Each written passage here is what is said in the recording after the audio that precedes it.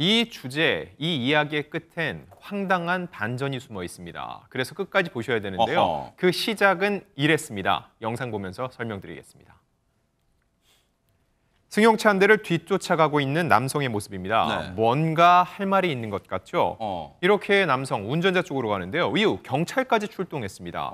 이 남성은 경찰에게 해당 차량이 지나가며 자신을 쳤고 사이드미러에 부딪혀 팔을 다쳤다고 이야기를 하고 있습니다.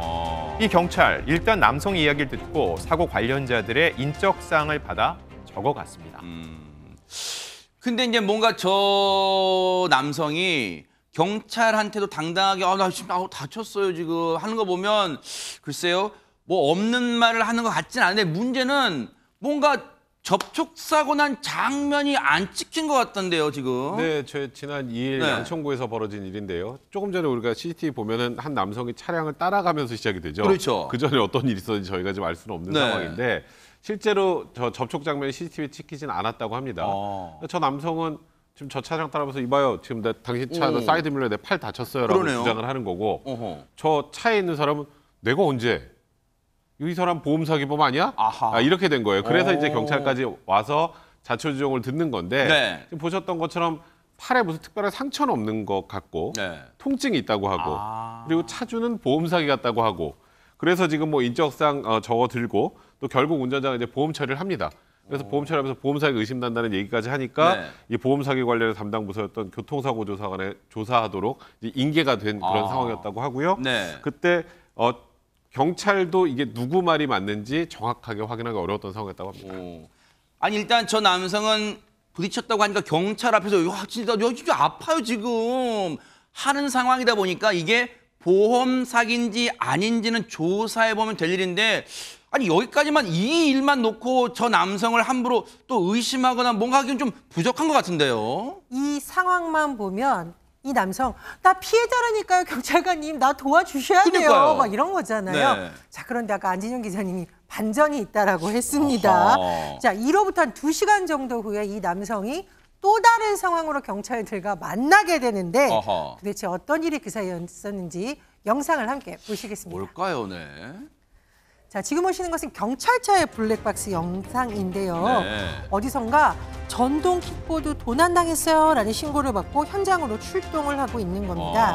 자, 피해자를 만나서 킥보드 절도가 일어난 부분의 CCTV를 지금 확인하는 중인데 경찰관이 저 절도범 알아 손짓을 해요. 옆에 있는 경찰관도 누군지 알게 듯한 표정을 짓죠. 대체 어떤 장면인가요? 자, 저 뒷모습 어디서 본 남성 같지 않으십니까? 어머! 킥보드 훔쳐가고 있는 저 남성 아까 그의 나 팔 다쳤어요 라고 경찰관에게 호소한 바로 그 같은 남성이었습니다. 와 대박! 순간 소름, 등에서 막 소름이 쫙 돋았어. 어떻게 이런 상황이 생길 수 있어요? 경찰 얘기 들어보시고 이어가 보도록 하겠습니다. 보험 사기가 의심이 된다고 신고를 받고 출동했고요. 운전자분께서 자기는 차량에 접촉되는 느낌이 없었다고 하셨고, 그다음에 이제 그 대상자분은 차량이 지나가면서 손목을 치고 갔다고 서로 주장이 상반되는 상황이었습니다. 2시간 뒤에 다시 저희 이제 112 신고로 그 출퇴근용으로 타고 온 킥보드가 사라졌다고 이렇게 절도 신고가 받고 옷가게 주인분께서 그 킥보드를 놓아둔 CCTV를 바로 이렇게 확인을 했는데 피해자를 주장했던 그 대상자가 옷의 뒷판에 큰 알파벳이 있었던 것을 제가 기억을 했고 보자마자 그 알파벳 상위 무늬가 보여가지고 바로 교통사고 대상자와 동일인임을 판단할 수 있었습니다. 교통사고 관련해서 대상자의 인적사항을 확인하고 있었고 저는 그래서 교통사고 관련 이제 좀 더 파악할 게 있다고 이렇게 말을 했고 절도 관련해서 이야기를 하면 또 도주나 이런 우려가 있어서 대상자 위치를 확인해 보니까 손목 치료를 위해서 병원에 있다고 이렇게 해가지고 직접 저희가 대면을 했습니다. 처음에는 부인을 했고 저희가 이제 동영상을 이제 보여주니까 자신이 이제 타고 간 거 맞다고 이렇게 타고 간 거라고 시인을 했습니다.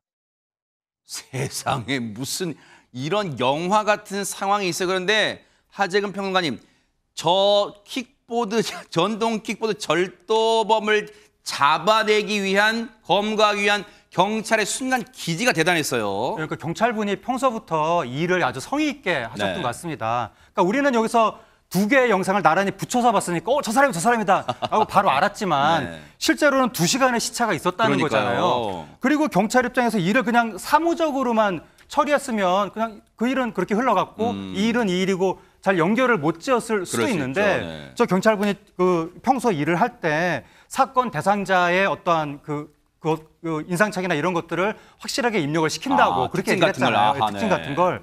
그래서 그 외에 뭐 차량이 내 팔을 쳤다 그 사건에서 피해자로 주장한 사람 옷에 알파벳이 있는 걸 기억을 딱 해놨다가 그게 바로 연결이 됐다라고 야. 하니까 저 경찰분이 일을 성의 있게 했기 때문에 바로 잡아낼 수 있었던 것 같고 네. 그다음에 혹시 저 이제 킥보드 절도 의심이 간 이후에 그 사람이 도망갈까 봐 그걸 잡는 그 검거하는 과정도 그렇죠. 굉장히 용이 주도했는데 네. 그 이제 이 사람이 자기 팔이 다쳤다고 그 전에 주장을 했었잖아요. 네.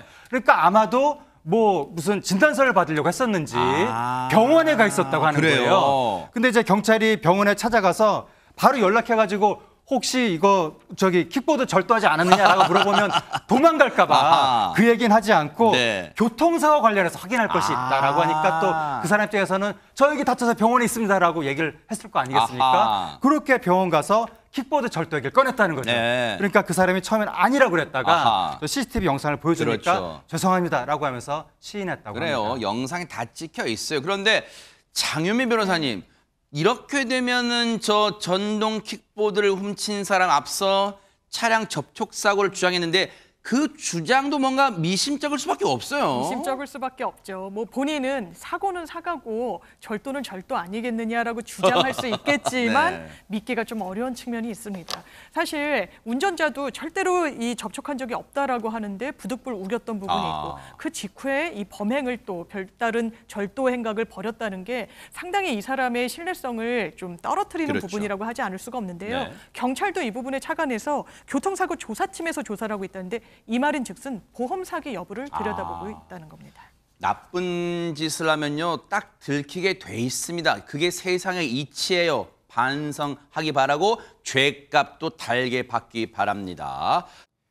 보고 계십니까? 대박 사건. 네, 안녕하십니까? 김명준입니다. 여러분과 함께하는 뉴스파이터. 다양한 소식과 뉴스를 보고 싶으시면 화면 오른쪽을 꾹 눌러 구독해 주시길 바랍니다. TV로도 유튜브로도 여러분께 한 발 더 다가가겠습니다. MBN 뉴스와 뉴스파이터를 사랑해 주셔서 고맙습니다.